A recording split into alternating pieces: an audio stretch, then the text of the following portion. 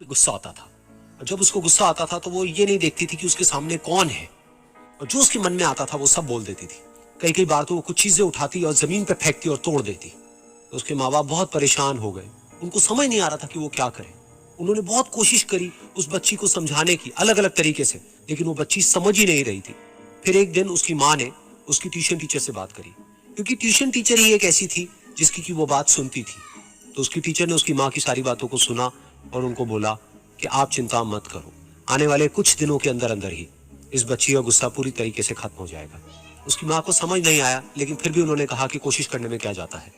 फिर उस दिन रोज की तरह जब वो टीचर आई और वो क्लास शुरू होने वाली थी, तो उसकी टीचर ने उस बच्ची से कहा कि आज हम पढ़ाई नहीं करेंगे, आज हम एक गेम खेलेंगे। तो बच्ची ये सुन करके बहुत खुश हो गई। फिर टीचर उस बच्ची के साथ में उस घर के पीछे एक दीवार के पास में जाकर के खड़ी हो गई, और उस टीचर ने उस बच्ची को कहा कि गेम ये है कि अब जब भी तुम्हें गुस्सा आए, तुम्हें कील लेनी है और यहां पर आकर के इस दीवार में गाड़ देनी है, थोड़ी सी, जितनी हो सके। फिर उस बच्ची ने टीचर से पूछा, लेकिन इससे क्या होगा? तो टीचर ने कहा कि जब ये गेम खत्म हो जाएगी तो तुम्हें एंड में एक प्राइज मिलेगा। फिर उस बच्ची ने बिल्कुल वैसा ही किया जैसे कि उस टीचर ने कहा था, यानी कि अब उसको जब भी गुस्सा आता तो वो जाती और जा करके एक कील उस दीवार में गाड़ देती।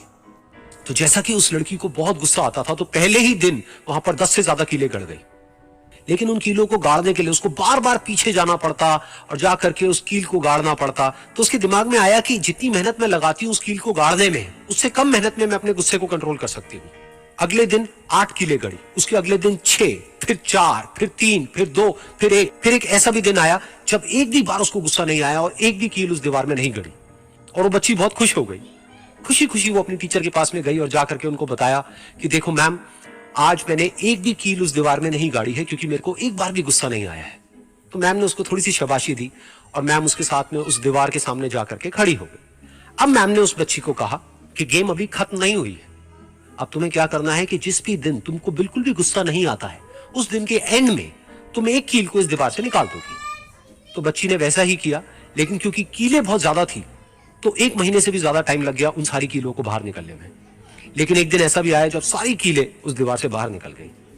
फिर वो बच्ची बहुत ही खुश होकर के अपनी टीचर के पास में गई और जाकर के बोला कि अब उस दीवार में एक भी कील नहीं है। तो उसकी टीचर उस बच्ची के साथ में उस दीवार के सामने जाकर के खड़ी हुई। उसने देखा कि एक भी कील नहीं है दीवार में। फिर उसको उसकी एक फेवरेट चॉकलेट गिफ्ट करी और बोला कि तुम इस प्राइज को जीत गई हो। बच्ची बहुत ही खुश हो गई।